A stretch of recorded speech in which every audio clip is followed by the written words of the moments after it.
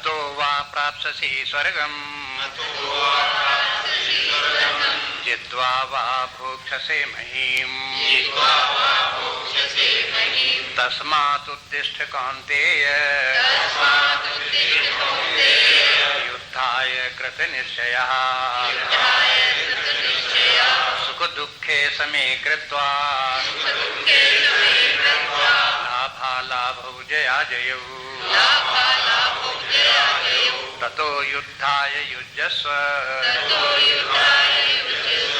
नैवं पापमवाप्स्यसि एषा ते विहिता सांख्ये बुद्धिर्योगे तु मां शृणु बुद्ध्या युक्तो यया पार्थ कर्मबन्धं प्रहास्यसि एषा ते विहिता सांख्ये बुद्धिर्योगे तु मां शृणु बुद्ध्या युक्तो यया पार्थ कर्मबन्धं प्रहास्यसि।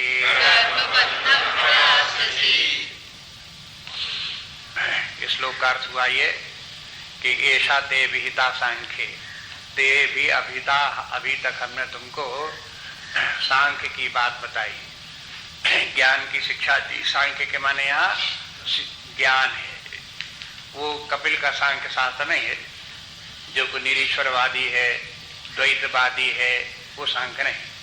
ये जो सांख्य है कि माने ज्ञान, और बल्कि अद्वैत ज्ञान, वेदांत ज्ञान, वो ज्ञान सब हमने तुमको अभी बताया। और बुद्धिर योगे तुमाम शृणु, अब तुम बुद्धि योग की बात सुनो। बुद्ध्या युक्तो यया पार्थ, जिस बुद्धि की हम बात कह रहे हैं, इस प्रकार की बुद्धि से युक्त होकर के तुम हे पार्थ कर्म बंधम प्रहास्यसि, तुम कर्म के बंधन को तोड़ दोगे, कर्म बंधन से छुटकारा तुमको हो जाएगा। अब फिर देखिए इसमें इसका संबंध, मानो वैसे तो बीच में धर्म की बात आ गई, जब कहते हैं ऐसा ते भी अभिता सांख्ये, अभी हमने तुमको ज्ञान की बात बताई, तो ज्ञान की बात तो 30वें श्लोक में ही पूरी हो गई थी।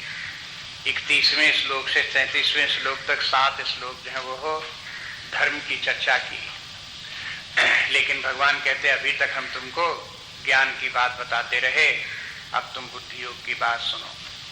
इसके माने ये है कि इसका संकेत किस बात पर है, इसे क्या अर्थ लेना चाहिए।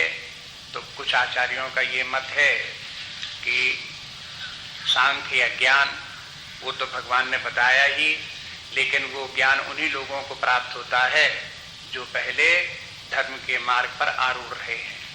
इसलिए ये धर्म भी उस ज्ञान का एक उपकारी या प्रारंभिक अंग है। बिना ज्ञान के व्यक्ति की बुद्धि निर्मल नहीं होती, शुद्ध नहीं होती, उसके बिना ये ज्ञान आता नहीं। इसलिए परमार्थ ज्ञान धर्म से आगे का है, ऊपर का है।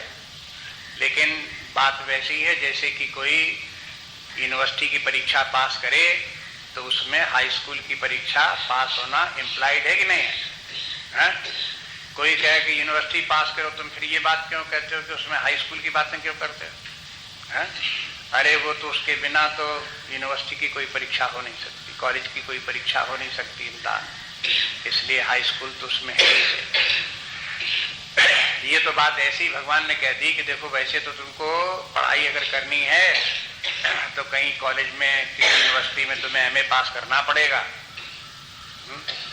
और एमए पास की जो परीक्षा पढ़ाई है उसकी महिमा सुना दे।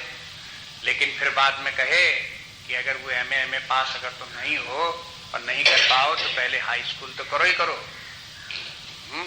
हाई स्कूल के बिना तुम्हें बीए कैसे पास कर दो? तो उसकी हाई स्कूल की महिमा सुनाने लगे।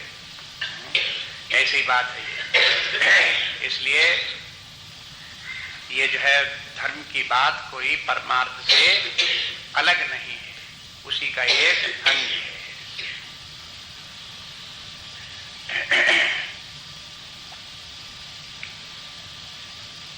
लेकिन कुछ लोगों का ये मत है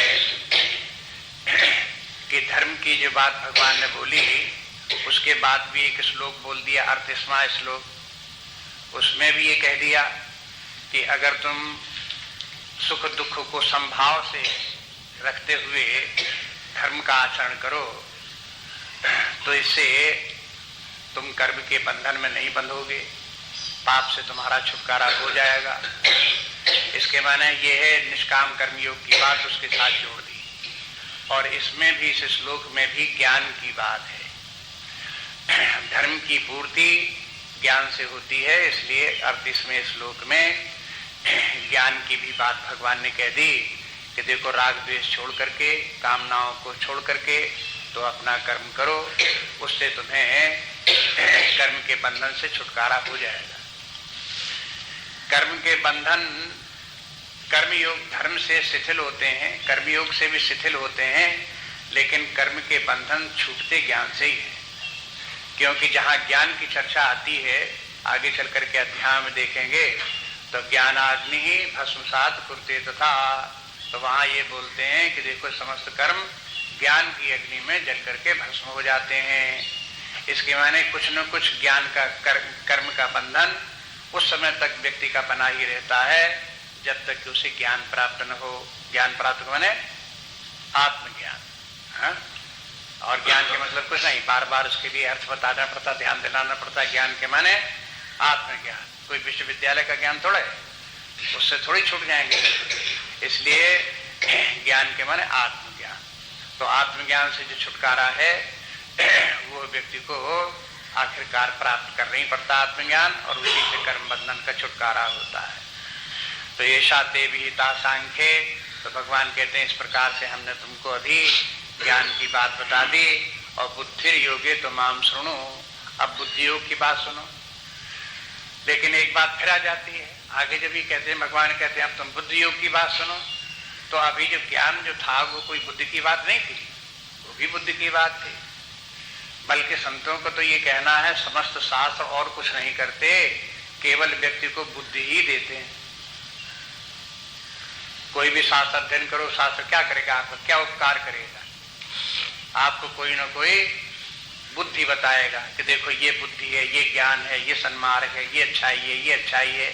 तो जो भी उपदेश देगा शास्त्र, वो आपको बुद्धि को प्रेरित करने वाला देगा, जिससे आपकी बुद्धि सही दिशा में काम करे, सही प्रकार से काम करे। यही शास्त्र का कार्य ही है। एक जगह एक परिभाषा शास्त्र की दी थी, उसमें कहते हैं अज्ञात ज्ञापकम शास्त्रः, अज्ञात ज्ञापकम वेदः। चाहे वेद कहो या शास्त्र कहो, अज्ञात ज्ञापकम, जिस बात को हम नहीं जानते हैं उस बात को जना देना शास्त्र का काम है। इसलिए सभी शास्त्र जितना अभी तक जो भी बताते रहे वो भी अज्ञात ज्ञापक था। जहाँ सांख्य की बात थी या परमार्थ की ज्ञान बात थी, लेकिन अब जो यहाँ पर आ रहे हैं आगे, उसमें फिर बुद्धि की बात कह रहे हैं। और बार बार भगवान गीता में कहते रहते हैं कि अपनी बुद्धि को ठीक करो, अपनी बुद्धि को ठीक करो। यद्यपि आगे चल करके देखते हैं ये बुद्धि योग का अर्थ क्या निकलता है, निष्काम कर्मयोग। जो निष्काम कर्मयोग है उसी का नाम बुद्धि योग है, क्योंकि उसी अर्थ में इसका प्रयोग किया गया है। लेकिन निष्काम कर्मयोग का भी जब वर्णन भगवान करते हैं तो उसमें ये कहते हैं निष्काम कर्मयोग क्या है कि देखो ये है बुद्धि का समत्व है। जहां बुद्धि में समत्व आ गया तो मानो ये निष्काम कर्मयोग हो गया। आगे चल करके अभी इसी अध्याय में देखेंगे, यही परिभाषा देते हैं। योग क्या है, निष्काम कर्मयोग क्या है? एक तो कहते हैं योगा कर्मस कौशलम, कर्म की कुशलता, और दूसरे कहते हैं कि ये जो है ये साम भाव बुद्धि में आ गया तो इसी का नाम जो है योग है। तो ये है बुद्धि के माने समत्व भाव आ जाए। अब समत्व भाव किस तात्पर्य क्या है? अब एक तो तात्पर्य यही है कि सुख दुख के समय कृत्वा समत्व की बात बताई दी। कि सुख और दुख में समत्व भाव रखो, हर्ष विषाद में, जय विजय में, लाभ हानि में समबुद्धि रखो। ये समबुद्धि रखने के लिए अनेक स्तर हैं। एक जैसे कल बता रहे थे समबुद्धि रखो, ऐसे ही समझ लो कि दुख आते हैं जाते हैं, सुख आता है जाता है, सुख आता है सुख देता है, जाता है तो दुख देता है, दुख आता है तो दुख देता है, दुख जाता है तो सुख देता है। माने सुख दुख तो दोनों में ही है। जब दोनों बराबर हो गए तो फिर इसके माने समत्व बुद्धि आ गई। ये तो बिल्कुल प्रारंभिक समत्व बुद्धि है। लेकिन फिर निष्काम कर्म योग करते करते जब व्यक्ति के चित्त में सत्वगुण आ जाता है, सत्वगुणी स्वभाव व्यक्ति का बन गया, तमोगुण और रजोगुण छूट गया, तो उसमें व्यक्ति में तब भी समत्व बुद्धि आ जाती है। और ये समत्व फिर कैसा है ये कि व्यवहार काल में अनुकूल प्रतिकूल यही परिस्थितियां अनुकूल प्रतिकूल आती हैं तो उनमें भी वो अपनी बुद्धि को सम बनाए रखता है।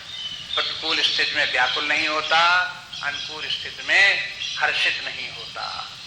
तो इस प्रकार की स्थिति व्यवहार काल में बनी रहे, ये निष्काम कर्मयोग से संभव है।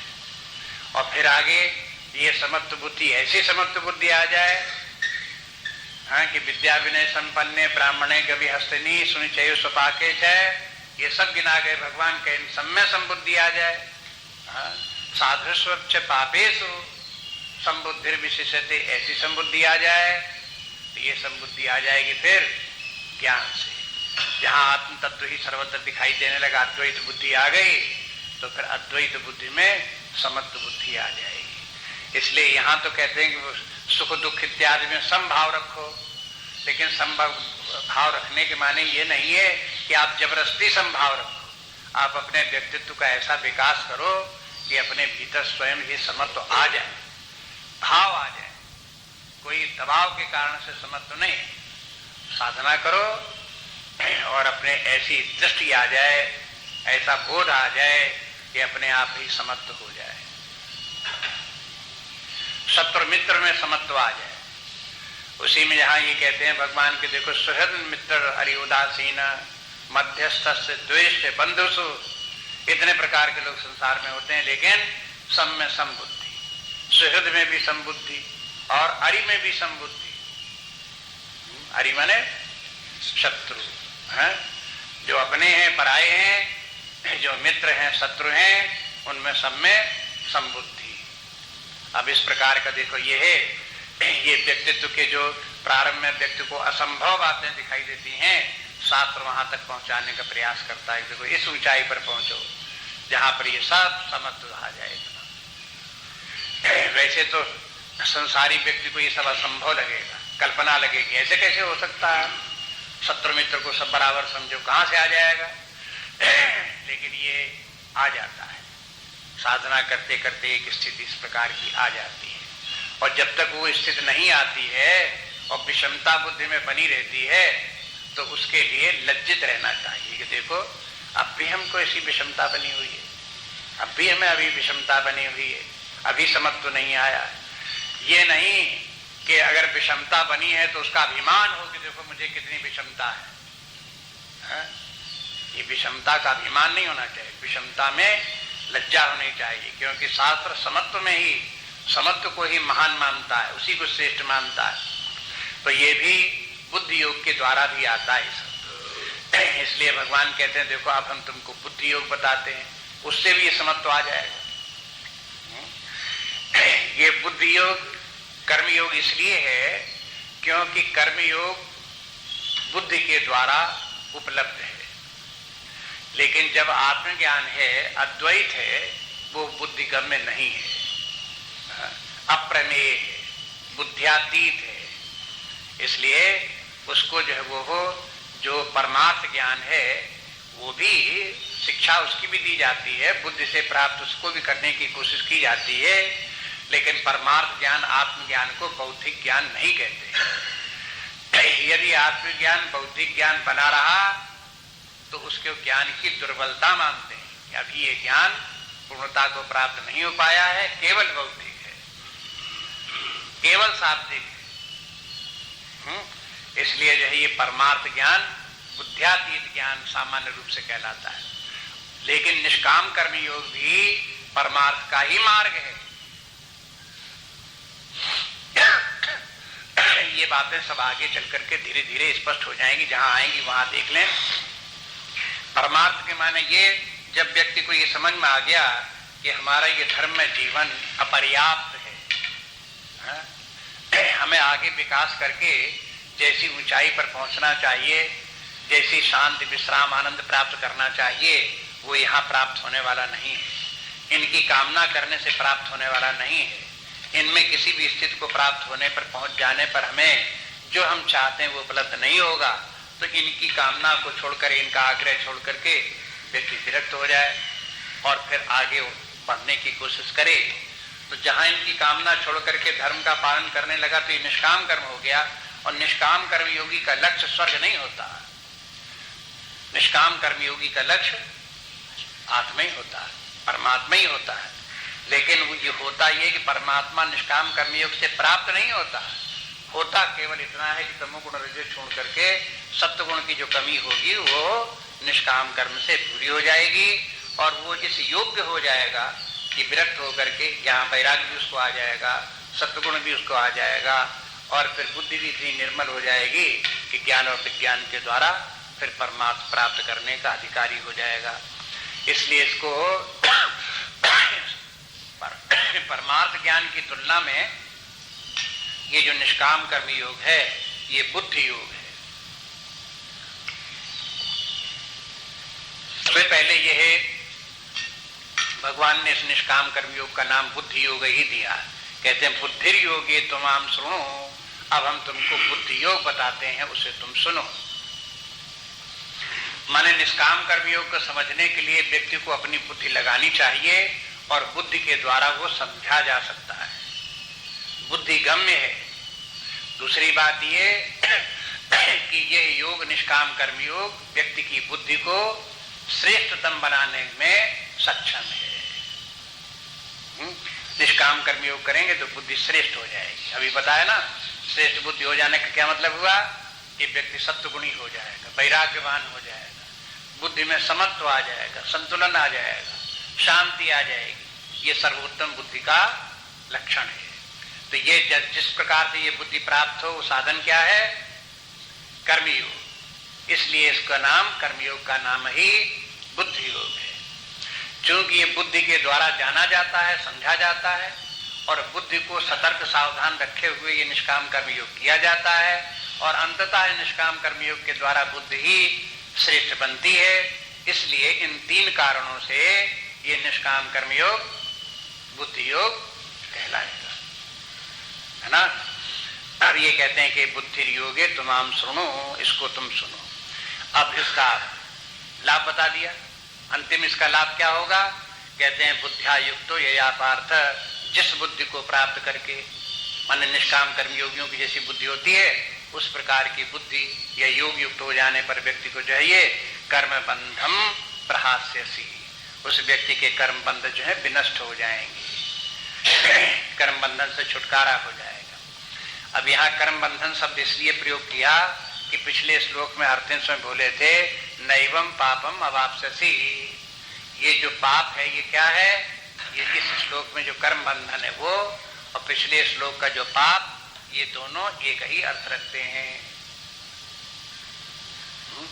जब वो बोले कि देखो इस प्रकार से करने से तुम पाप से छुटकारा हो जाएगा, धर्म में तो युद्ध कर ही रहे हो धर्म के लिए तुम, लेकिन वो युद्ध भी तुम निष्काम भाव से अगर करते हो, समभाव रख करके रक्त करते हो, तो फिर वो तुम्हारे पाप का छुटकारा कर देगा, यानी कर्म के बंधन से तुम्हें छुड़ा देने वाला होगा। अब इस बात को भी ध्यान रखें, एक बात को, कि जो आगे जो कुछ बताने जा रहे हैं ये धर्म से ऊपर की बातें हैं। धर्म का लक्ष्य कर्म बंधन, धर्म का लक्ष्य जो है ये देखो यहाँ पे कहीं मुक्ति कहीं नहीं है। धर्म का अर्थ भौतिक सुख है कि ये स्वर्ग है, स्वर्ग कोई मुक्ति नहीं है। स्वर्ग का सुख भोग करके फिर आ जाओ अपने लोक में, तो ये कोई इसका नाम मुक्ति नहीं है, कर्म बंधन से छुटकारा नहीं है। तो धर्म का उद्देश्य कर्म के बंधन से छूटना नहीं है, लेकिन कर्म से बंधन में छूटने में धर्म भी सहायक है और जब धर्म इनकी कामना को छोड़ करके किया जाता है तो फिर वो उसके बंधन छूटने लगते हैं। जब तक सकाम भाव रहता है व्यक्ति में, तब तक सकाम कर्म व्यक्ति की नई नई वासना बना करके कर्म बंधन मल्टीप्लाई करते चले जाते हैं, कर्म बंधन बढ़ता जाता है। और जब व्यक्ति निष्काम भाव से कर्म करता है तो उसके वे कर्म नई वासना बना करके नई बंधन नहीं बांधता, बल्कि हर कर्म के साथ में उसकी पुरानी वासनाओं का क्षय भी होता जाता है। याद रखें सब इन बातों, याद नहीं रखेंगे तो फिर करने में उत्साह नहीं आएगा और सही ढंग से हो भी नहीं पाएगा। इसलिए इन सब बातों को, पॉइंट्स को ध्यान में रखना पड़ता है। शब्दों को न रटें, लेकिन भाव को तो रटना पड़ेगा, उसको याद रखना पड़ेगा भाव क्या है, तात्पर्य क्या है। कर्मयोग में क्या होगा, वो कर्म का प्रभाव कि नए कर्म के बंधन बढ़ेंगे नहीं, लेकिन पुराने कर्म के बंधन घटने लगेंगे। ये नहीं कहते कर्म करते करते निष्काम कर्मयोग के कर्म के बंधन या वो वासनाएं सब समाप्त हो जाएंगी, ये नहीं कहते। देखो जितनी बात कहेंगे उतना ही अर्थ लगेगा, ज्यादा अर्थ नहीं लगेगा। कम ज्यादा अर्थ लगा दिया तो शास्त्र का तात्पर्य गलत हो गया। अगर ये कहोगे देखो आपने कहा कि कर्मयोग, फिर जो कर्मयोग करोगे तो कर्म के बंधन शिथिल होने लगेंगे, इसलिए एक दिन खत्म हो जाएंगे ना, खत्म नहीं होंगे। तमोगुणी बंधन खत्म हो जाएंगे, रजोगुणी बंधन खत्म हो जाएंगे, लेकिन सत्वगुण भी तो बांधने वाला है। 14वें अध्याय में जब देखेंगे तब भगवान कह देंगे तीनों बांधने वाले हैं। तो कर्मयोग बांधने, जब सत्वगुण बढ़ जाएगा उससे निष्काम कर्मयोग से ज्यादा सत्वगुण बढ़ सकता है, तो वो उतना बंधन तो फिर भी रहेगा। उस बंधन कैसे छूटेगा, वो परमार्थ ज्ञान से है। उसके लिए परमार्थ ज्ञान की आवश्यकता है। बस इसी विवेचन को ध्यान में रखें। स्पष्ट क्लैरिटी ऑफ थॉट होना चाहिए इसमें, जितनी होगी उतना ही व्यक्ति को साधना में उत्साह होगा, दृढ़ता आएगी, विश्वास होगा। नहीं तो शिथिलता बनी रहती है, व्यक्ति को लापरवाही बनी रहती है, कंफ्यूजन होगा। जितना ही कंफ्यूजन होगा उतना ही साधना में शिथिलता होगी। इसलिए बार बार कहते हैं इसको अच्छी तरह समझे, तभी कहते हैं बुद्ध्या युक्तो या पार्थ कर्म बंधन प्रहास्यसि। और ये भी बात ध्यान में रखें, हालांकि यहाँ पर उसका वर्णन नहीं, आगे चलकर के जहाँ प्रसंग आएगा वहां आएगा। ये कर्म बंधन जो है व्यक्ति के लिए सुखदायी है कि दुखदायी? कर्म बंधन व्यक्ति के लिए कल्याणकारी कि हानिकारक? हाँ, तो इतनी तो धारणा रहनी चाहिए, कर्म बंधन ही हमारे लिए अभिशाप है। हाँ, इस कर्म बंधन से तो हमें छूटना है, चाहे थोड़े शिथिल हो चाहे पूरे शिथिल हो, लेकिन कर्म बंधन तो छूटने चाहिए। अगर हम दुख का अनुभव करते हैं, चिंता का अनुभव करते हैं, भय का अनुभव करते हैं, कोई इस प्रकार की समस्या है, तो उसके पीछे कर्म बंधन है, उसी के कारण ये सब हो रहा है। ये तो बात धर्म ही बता देता है कि अगर सुख होता है तो क्यों होता है? अपने पुण्य के फलस्वरूप, बाहरी कारण नहीं। भौतिकवादी दृष्टि क्या है कि देखो सुख दुख जो होता है वो परिस्थिति जन्य है। वस्तु, व्यक्ति और परिस्थिति से जब अनुकूल होती हैं वे, तब सुख होता है। ये परिभाषा सुख की भौतिकवादी है। जब व्यक्ति, वस्तु और परिस्थितियां प्रतिकूल होती हैं तब उससे व्यक्ति को दुख होता है। ये दुख की भौतिकवादी परिभाषा है।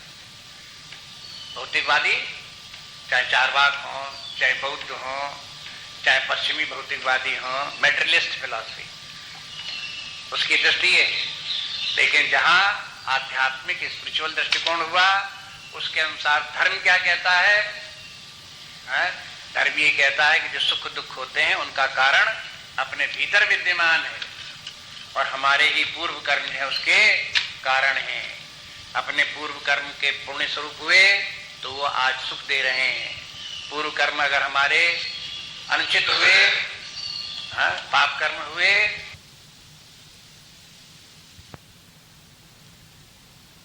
पुण्य केवल यही कार्य करते हैं कि हमारी बुद्धि को उसी प्रकार से डाइवर्ट कर देते हैं। पाप बुद्धि अगर होगी तो व्यक्ति की नेगेटिव थिंकिंग हो जाएगी। अगर पुण्य किसी व्यक्ति के होंगे तो उसकी पॉजिटिव थिंकिंग हो जाएगी। पॉजिटिव थिंकिंग के माने क्या है? जो भी स्थितियां उसे प्राप्त हैं उसे वो अपने लिए अनुकूल मानेगा। परिस्थितियां नहीं बदलेंगी, व्यक्ति वस्तुएं नहीं बदलेंगी, लेकिन उसका इंटरप्रिटेशन बदलेगा।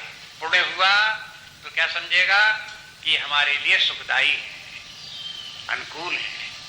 अगर उसके जो पाप उदित हुए तो उसके निगेटिव थिंकिंग हो जाएगी और ये कहेगा सारी परिस्थितियां ये प्रतिकूल है हमारे। और भौतिकवादी दृष्टिकोण होगा तो क्या करेगा? उन परिस्थितियों को बदलने के लिए टूट पड़ेगा, व्यक्तियों को बदलने के लिए टूट पड़ेगा, वस्तुओं को बदलने के लिए टूट पड़ेगा।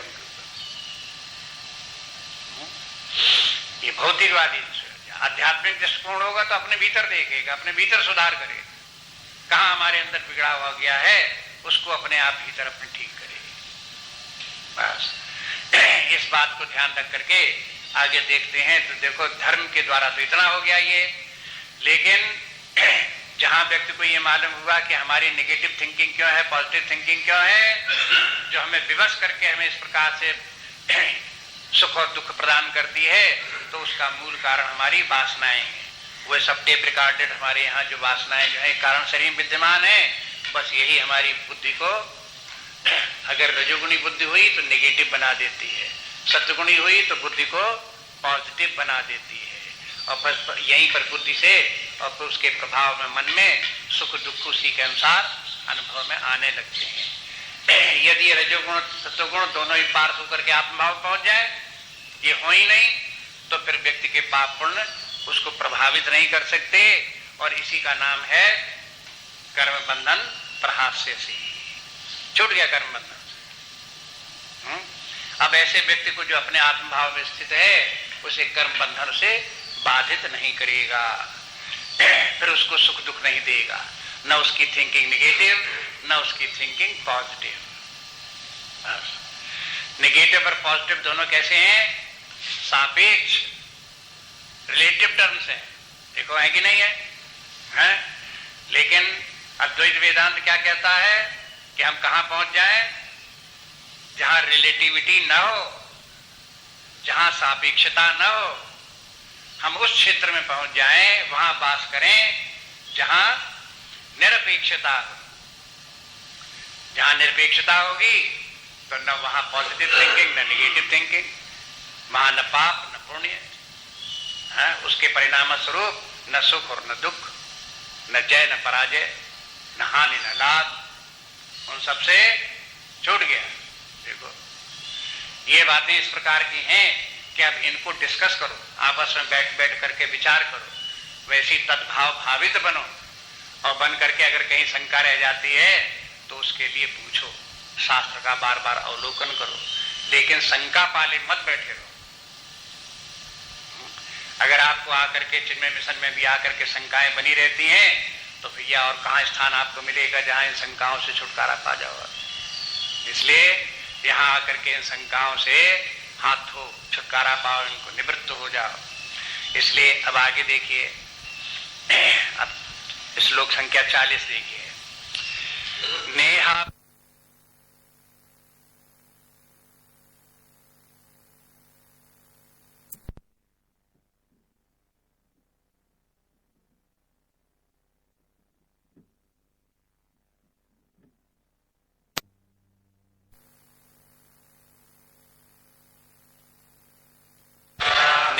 विक्रमनाशोस्ति प्रत्यवायो न विद्यते स्वल्पमप्यस्य धर्मस्य त्रायते महतो भयात्। इस श्लोक में बोले कि न ही अभिक्रम नाशः, यहां पर आकर के अभिक्रम नाश भी नहीं है। प्रत्यवायो न विद्यते, यहां आकर के प्रत्यवाय भी नहीं है। और स्वल्पमस्य धर्मस्य, इस निष्काम कर्म या बुद्धि योग वाला जो धर्म है इसका थोड़ा भी पालन करने से त्रायते महतो भयात्, बहुत बड़े भय से व्यक्ति का छुटकारा हो जाता है। त्राय माने रक्षा, त्रायते माने उससे रक्षा हो जाती, भय से रक्षा हो जाती है। इसमें देखेंगे इस श्लोक में धर्म के 3 दोष बता दिए और निष्काम कर्मयोग के वही 3 गुण हो गए। पिछले 2 श्लोकों में जहां भगवान बोले कि देखो इससे व्यक्ति जो है कर्म के बंधन से छूट जाता है। बुद्धि यया पार्थ बुद्ध्या युक्तो यया पार्थ कर्म बंधन प्रहास्यसि। नंबर 1 कर्म बंधन से छुटकारा करा देने वाला एक गुण तो ये निष्काम कर्म योग में है। ये धर्म कर्म के बंधन से मुक्त नहीं करता, ये तो दोष है धर्म का। और निष्काम कर्म योग का गुण वही गुण बन करके क्या हो गया, ये कर्म के बंधन से छुटकारा दिलाता है। नंबर 2 इसमें जो है कर्म जो है वो हो अभिक्रम का नाश उसमें हो जाता है, इसमें कर्मयोग में अभिक्रम का नाश नहीं होता है। तीसरी बात धर्म में प्रतिवाय भी होता है, लेकिन यहाँ निष्काम कर्मयोग में प्रतिवाय नहीं होता है। चौथी बात ये कि धर्म में बहुत तैयारी और बहुत परिश्रम बहुत साधन ये सब जुटाने पड़ते हैं, तब कुछ उसका फल होता है। लेकिन निष्काम कर्मयोग में परिश्रम कम, साधनों की आवश्यकता नहीं, बहुत साधारण से कार्य से छोटे में थोड़े में ये जो है ये निष्काम कर्मयोग हो जाता है। बहुत परिश्रम नहीं पड़ता, परेशानी बहुत नहीं उठानी पड़ती, ये जो है और फल बहुत अधिक है। धर्म में जैसे यज्ञ करो तो बहुत खर्चा करो, बड़ा परिश्रम करो, बड़ी दौड़ धूप करो, तब यज्ञ का फल जो प्राप्त होगा। निष्काम कर्मयोग में थोड़े निष्काम कर्म से उससे कहीं ज्यादा फल उस व्यक्ति को प्राप्त हो जाएगा। इसलिए देखो ये जो है इतने इन 4 लाभों को देखो। आपने कभी ध्यान नहीं दिया होगा कि धर्म में भी कोई दोष है। ये धर्म के दोष नहीं, ये धर्म की लिमिटेशंस हैं। माने धर्म में लिमिटेशंस के माने ये कि इसमें आगे देखो कि ऐसा नहीं है कि धर्म सब कुछ हो। हाँ, धर्म कहीं तक व्यक्ति को ले जाता, उसके आगे नहीं ले जा सकता। बस आपको जितना ले जा सकता वो पहले ही बता दिया कि आपको भौतिक दुखों से छुड़ा करके भौतिक सुख दे देगा, अपकीर्ति से छुड़ा करके कीर्ति दे देगा, नरक से बचा करके स्वर्ग दे देगा। बस धर्म का काम इतना है। लेकिन उसके बाद धर्म में जो और भी जो दोष हैं वो जैसे धर्म जो है व्यक्ति को कर्म बंधन से नहीं छुड़ा सकता, धर्म भी व्यक्ति को बांधने वाला है, बंधनकारी धर्म भी है, धर्म छुड़ाने वाला नहीं है। तो आप कहते हैं छुड़ाए कौन, तो निष्काम कर्मयोग छुड़ाएगा। तो वो दोष जो धर्म का है पहला वो आपको बता दिया, वो निष्काम कर्मयोग करने वाले व्यक्ति को फिर उसके कर्म बंधनकारी नहीं होते। नंबर 2 बात अब ये देखिए इसमें कहते हैं न ये अभिक्रम नाश होती, यहाँ पर अभिक्रम का नाश नहीं है। अभिक्रम के माने है आप अर्थ में देखो कि आरंभ का नाश नहीं। इसका तात्पर्य यह है देखो कि आध्यात्मिक विकास क्रम जो व्यक्ति का होता है वो धर्म एक सीमा पर लिमिट कर देता है।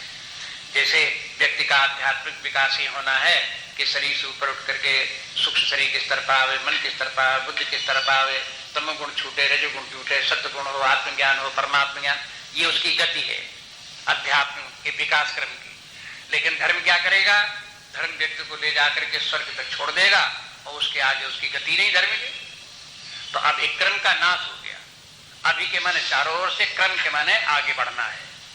क्रम क्रम जैसे क्रमिक विकास, तो क्रम अब ये अभिक्रम माने सब प्रकार से विकास करने वाला धर्म नहीं है, लेकिन निष्काम कर्मयोग सब प्रकार से करने वाला विक्रम है। माने इस अभिक्रम का नाश नहीं होता। माने ये है कि इससे आध्यात्मिक विकास में बाधा नहीं पड़ती, बल्कि वो और उसको व्यक्ति को आगे ले जाता है। इसलिए अधिक्रम शब्द जो है वो हिंदी में तो प्रयोग होता नहीं, संस्कृत में जिस प्रकार से शंकराचार्य जी ने आचार्यों ने जिस प्रकार से इसकी व्याख्या की है उसको याद करना पड़ेगा। कि एक समस्या धर्म के साथ ये है कि धर्म हमें बहुत आगे तक आध्यात्मिक विकास में सहायक नहीं होता। उसके आगे जहां धर्म आगे हमको नहीं ले जा सकता, निष्काम कर्मयोग हमको आगे ले जाएगा। धर्म की लिमिटेशन जो है उससे आगे के लिए मार्ग अवरुद्ध है, उसको खोलने वाला है निष्काम कर्मयोग, इसलिए अधिक्रम कह दिया। न ही ई के दो अर्थ लगाते हैं। ई के माने ये भी कहते हैं कि देखो निष्काम कर्म योग बुद्धि योग में अब आ गए ना, उसका लाभ ये है।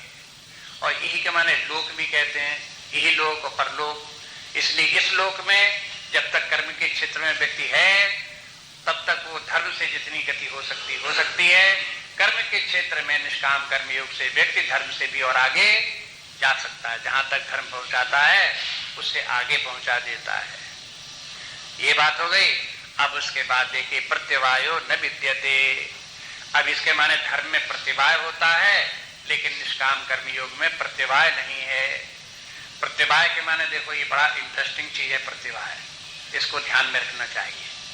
प्रत्यवाय के माने है अगर आपने धर्म का आचरण सही ढंग से नहीं किया तो धर्म का जो फल मिलने वाला है वो तो मिलेगा नहीं, बल्कि उसका उल्टा फल भी मिल सकता है। हाँ? जैसे उदाहरण के रूप में मान लो आपके हाथ में बंदूक आ जाए तो बंदूक से कोई शत्रु को या जानवर को, हिंसक पशु को आप बंदूक से मार सकते हो। हाँ?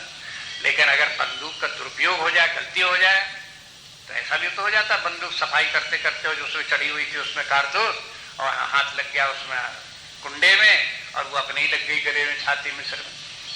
है? तो जिस बंदूक के द्वारा दूसरों को अपनी रक्षा के लिए दूसरों को मारा जाता है वो अपने भी लग सकती है। इसी प्रकार से ये है धर्म करने चले और मान लो यज्ञ की और स्वर्ग के लिए यज्ञ की, पुत्र प्राप्त करने के लिए यज्ञ की, आप सुनते हो इस प्रकार की यज्ञ होती, पानी बरसने के लिए यज्ञ की।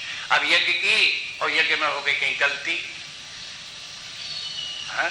वो यज्ञ को बिल्कुल जैसा बताया गया शास्त्र में बिल्कुल वैसे ही अक्षरशः होनी चाहिए और कहीं हो गई गलती तो वो तो स्वर्ग तो मिलेगा नहीं, उसके उल्टे आपको नरक के जाने की तैयारी रखो। आप देखो कठोपनिषद की एक कहानी आपको मालूम है, वहां पर एक प्रसंग आता है जब शंकराचार्य जी उदाहरण देते हैं तो एक राजा हो गए नृग राजा हो गए। वे जो है बड़े दानी थे, हाँ? दान दिए उन्होंने। लेकिन एक बार ऐसा हुआ गौएं दान कर रहे थे, एक बार जो गाय दान कर दी वो कहीं से भाग भूग करके फिर उन्हीं के गोल में आ गई और उसको उन्होंने दूसरे को दान कर दी।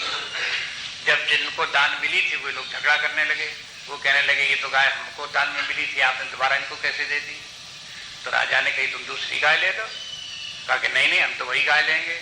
अच्छा कहा तुम वही गाय ले लो। तो जिसको दोबारा दी थी वो कह रहे हैं नहीं हम तो ये हम ही गाय लेंगे। हैं? अब ये वो राजा संकट में पड़े। हैं? तो विप्रों ने उनको शाप दे दिया। हैं? कहा कि देखो तुमने इस प्रकार से हमारे साथ अपघात किया, हमारी गाय लेकर के इस प्रकार से दूसरे को दे दी। तो फिर राजा नृग को क्या हुआ? वे गिरगिट के नहीं हुए, कथा जानते हो नहीं? फिर वो शरीर छूटे गिरगिट हो गए। और इसी गिरगिटे होने के लिए क्या अनुदान कर रहे थे? हैं? ये गिरगिट हो जाना प्रत्यवाय, प्रत्यवाय को समझो। हाँ? एक कहावत है ना कि होम करते हाथ जलते हैं, उसका भी तात्पर्य क्या है? आप कार्य तो करते हैं, बढ़िया काम पुण्य कार्य कर रहे हैं, लेकिन पुण्य कार्य कर रहे हैं, धर्म का कार्य कर रहे हैं, लेकिन उसमें भी अगर सही ढंग से नहीं किया तो दोष आ जाता है और उसका परिणाम अच्छा नहीं मिलता। अब ये बहुत कथाएं कहने की जरूरत नहीं, एक साधारण से व्यवहार की बात को ले लो। देखो जो धर्म है वो तो समझो कि एक वेतन भोगी कर्मचारी है, और निष्काम कर्म एक जो है वो हो निस्वार्थ सेवक है। एक कर्मचारी और सेवक में क्या अंतर है? हाँ? एक लेबर है और एक है सर्वेंट। अंग्रेजी का सर्वेंट भी लेबर के अर्थ में प्रयोग नहीं होता, सर्वेंट के माने सेवक। हाँ? और लेबर के माने वेतन भोगी। आप देखो जो किंडल लाइफ पुस्तक अंग्रेजी के स्वामी जीवन ज्योति है उसके अंत में 3 चैप्टर्स स्वामी जी ने लिखे हैं। उसमें बताया कर्म करने वाले व्यक्ति 3 प्रकार के। हाँ? एक तो है लेबर और दूसरा है वर्कर और तीसरा है man of fulfilment. Man of fulfilment, achievement, इस प्रकार का जो लेबर, उसमें लेबर में स्वामी जी गिनाते हैं, चाहे चपरासी हो, चाहे क्लर्क हो, चाहे डायरेक्टर हो, चाहे मिनिस्टर हो, और चाहे देश का राष्ट्रपति हो, जब पैसा लेकर के काम करते हैं वे सब लेबर, मजदूर, एक छोटा मजदूर, एक बड़ा मजदूर। मजदूर की जितनी इज्जत है उतनी इज्जत है। और जब व्यक्ति पैसे के लिए काम नहीं करता, राष्ट्र सेवा के लिए कार्य करता है, जीवन उसका भी चलता है। उसका भी जब कार्य करता है तो पुरस्कार रूप में जो कुछ उसे मिलता है उससे उसका जीवन चलता है। लेकिन अब ये लेबर नहीं है, अब ये वर्कर है। ये वर्कर जो है उससे भिन्न है। लेकिन जहां मैन ऑफ फुलफिलमेंट है तो वो तो न पैसे के लिए काम करे और न आदर सत्कार के लिए काम करे, न अपने लाभ के लिए करे, न दूसरे के लाभ के लिए करे। वो तो उसका कार्य तो केवल झरना झरने जैसा है। झरना झर रहा है, झर रहा है। किस लिए झर रहा है? जिसको पानी वो पानी ले ले, न ले न ले ले। किसी का लाभ हो जाए, न हो जाए, न हो जाए, बस उसका तो अपने भीतर से उफान हो रहा है और अपना कार्य हो रहा है, अपनी गति से चल रहा है। अब देखो ये कितनी सुंदर व्याख्याएं कर्म की हैं। ये सब सीखनी चाहिए, जीवन में अनुभव करना चाहिए, लोगों को भी पता है, इनसे जाने। अब ये कहते हैं कि देखो ये जो धर्म का कार्य है, ये धर्म कार्य क्यों करता है कोई व्यक्ति? तो धर्म पालन क्यों कर रहा है, सामान्य धर्म क्यों कर रहा है? उसका जो है वो वेतन क्या है? भौतिक सुख, कीर्ति उसका वेतन है, स्वर्ग उसका वेतन है। वेतन के माने पैसा ही नहीं। अगर कोई खाने के ऊपर काम करे तो वो भी उसका वेतन है। अगर खाना दोगे तो हम करेंगे, खाना नहीं दोगे चलते हैं, तो खाना भी उसका वेतन, कपड़ा भी उसका वेतन, पैसा भी उसका वेतन। अगर जब इन सब वस्तुओं के लिए, इनके लिए कार्य करेगा तो वेतन हो गया। अच्छा, और जब वो ये सब न करके केवल लोक कल्याण के लिए कार्य करे, सबके हित के लिए कार्य करे, बदले की कामना कुछ न रखे, तो हो गया निष्काम कर्मी हो। और जब निष्काम कर्मी हो गया तो वो फिर उसके बाद में अब वो लेबर नहीं रहा, मजदूर नहीं रहा। तो अब देखो कि उसका जो जब तक वो मजदूरी है तब तक तो उसको प्रत्यवाय लगता है। जब मजदूरी के लिए काम करता है तब तक प्रत्यवाय है, और जब मजदूरी के लिए काम नहीं करता तो उसे प्रत्यवाय नहीं होता। आप दो आदमियों को देखो काम करते हुए, आश्रम में देखो, कहीं बाहर देखो, एक आदमी काम कर रहा है, सुबह शाम तक हमें 50 रुपए वेतन का चाहिए। वो जब काम करेगा, जब बैठ जाएगा, काम नहीं करेगा, बिगड़ जाएगा तो उसके ऊपर डांट पड़ेगी, हाय पड़ेगी, गुस्सा करा है क्या कि तुम्हें मुफ्त काम थोड़े कर रहा हो, तुम पैसा लेते हो, करे से कैसे करते हो? और अगर कोई व्यक्ति फ्री काम करे, ढीलन मांगे आपसे, आप भले उसको कहते हो कि भाई तुम काम करते करते थक गए हो, दोपहर हो गई, खाना खा लो, कहते खिला दो, न खिला दो। लेकिन अगर उसको वो व्यक्ति काम करते करते अगर बैठ जाए, कहते बस हमने काम 1 घंटे किया, अब हम आराम करेंगे, तो आप क्या कहोगे? उससे नाराज हो? क्यों नाराज नहीं होगे? बस देखो दोनों कामों में अंतर हो गया। पहला लेबरर था, दूसरा वर्कर है। वर्कर से नाराज नहीं होता कोई। वर्कर ने जितना काम कर दिया उसके लिए थैंक्स, थोड़ा कर दिया चाहे ज्यादा कर दिया। ये डिफरेंसेस जो है वर्क के, इनको पहचानने पड़ेंगे, ध्यान देने पड़ेंगे। इसीलिए लोग जो है वो जो इस बात की रहस्य को समझते हैं वो जीवन में लेबर नहीं करते, वर्कर बन करके रहते हैं, सेवा कार्य करते रहते हैं, समाज सेवा का कार्य करते हैं। गांधी जी बताओ लेबर थे कि वर्कर थे? हैं? लेबर थे, तनख्वाह लेते थे। हैं? फिर क्यों उनको इस प्रकार से इतना सत्कार क्यों मिला? क्यों उनकी सम्मान हुई? क्यों इतनी महात्मा क्यों कहलाए? क्या इस प्रकार से जीवन नहीं जिया जा सकता उनकी तरह से? क्या वो वे ऑफ लाइफ नहीं है? हैं?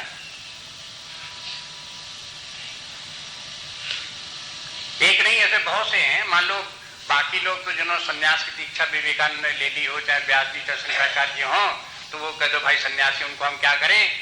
ऐसे लोगों को भी तो देखो, जैसे तिलक हो गए, गोखले हो गए, गांधी हो गए, ऐसे बहुत से लोग हो गए जीवन में जो लोग कल्याण के लिए कार्य करते रहे उन्होंने कभी पैसे के लिए काम नहीं किया, तो आप क्या समझते हो कोई निकृष्ट व्यक्ति हैं?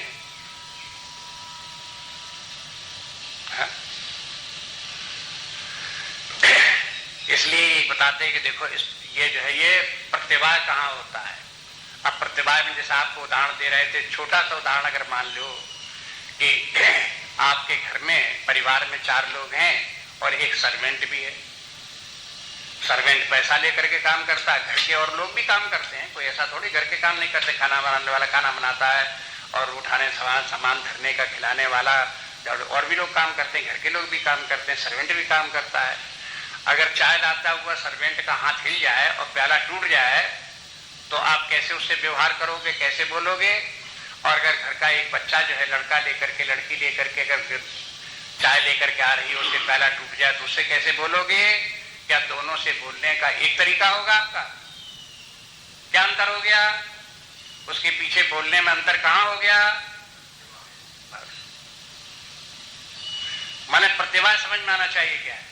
सर्वेंट के साथ में प्रत्यवाय हो गया, हाँ, और जो सर्वेंट नहीं है उसके लिए प्रत्यवाय नहीं है। इसलिए जीवन में कहते हैं, भगवान कहते हैं कि देखो सकाम कर्म मत करो, पैसे के लिए, इंद्रिय भोगों के लिए, संसारी वस्तुओं इनके लिए काम मत करो, काम करो बस। जब काम करोगे तो किस लिए काम करो? इसलिए काम करो क्योंकि शरीर है, काम करने की सामर्थ्य है, हम समाज का, लोग का कुछ काम कर सकते हैं, उसकी सेवा कुछ कर सकते हैं अपने द्वारा, बस उसके लिए करो। जब उसके इस प्रकार जब कार्य करोगे तो अब भरण पोषण कैसे होगा? तो भगवान के तो उसकी जिम्मेदारी मेरी, आप चिंता मत करो। अगर आपको परमात्मा में विश्वास है तो इस बात पर आप, माने परमात्मा के विश्वास की परीक्षा है कि भगवान कहते हैं तुम लोक कल्याण के लिए कार्य करो और आपके भरण पोषण की जिम्मेदारी मेरी है। 9वें अध्याय में भगवान चल के जाके कह देंगे कि देखो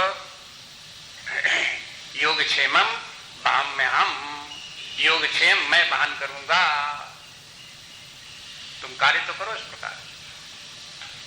कोई कहे कि हम मुफ्त काम करते फिरें और भूखों मरते फिरें, तो इसके माने आपको परमात्मा विश्वास है? झूठी बातें क्यों कहते हो? दिन भर रटो भली भगवान का नाम, लेकिन विश्वास तो नहीं है। विश्वास तो तब है जब परमात्मा के ऊपर निर्भर रहना सीखो।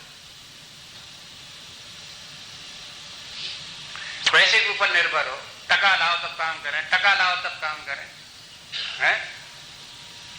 लेकिन परमात्मा जो टका से क्या, उसके परमात्मा जितना सर्वशक्तिमान है, जो सारे से ब्रह्मांड को चला रहा है, सबका रचयिता है, सबका स्वामी है, उसके ऊपर विश्वास नहीं, वो आपका कुछ नहीं बना सकता, कुछ नहीं कर सकता आपके लिए। इसलिए ये देखो प्रत्यवायो न विद्यते। और फिर उसके बाद फिर ये है कि स्वल्पमस्य धर्मस्य त्रायतो महतो भयात्। आपको ये भी बता दिया कि एक सिद्धांत ये भी समझने की कोशिश करें कि धर्म के द्वारा जो फल व्यक्ति को प्राप्त होता है बहुत परिश्रम के बाद थोड़ा प्राप्त होता है, लेकिन निष्काम कर्मयोग थोड़ा करने पर भी बहुत फल प्राप्त होता है। उपासना करने में, थोड़ी उपासना करने में उससे भी ज्यादा फल प्राप्त होता है। और ज्ञान प्राप्त करने में तो लगता ही क्या है, अपना आत्मा स्वरूप परमात्मा स्वरूप का ज्ञान प्राप्त किया, उसी में स्थित रहे, निर्भर रहे, तो उसको तो अनंत फल प्राप्त होता है, फिर तो कोई सीमा ही नहीं उसकी है, सब कुछ उसे प्राप्त है। जितनी ही उच्च स्तर की साधना होगी उतना ही फल बड़ा है, परिश्रम कम है। निम्न स्तर की जितनी साधना होगी उसमें परिश्रम ज्यादा है, परेशानियां ज्यादा हैं, फल कम है। ये सिद्धांत है। कहीं सा धीरे धीरे करके साधना करने वाले व्यक्ति को अपने आप समझ में आ जाएगी, क्रम क्रम से आगे बढ़ेगा तब। आगे के श्लोक का नाम वसुदेव सुतम। श्लोक संख्या 38 से पाठ 38वां श्लोक।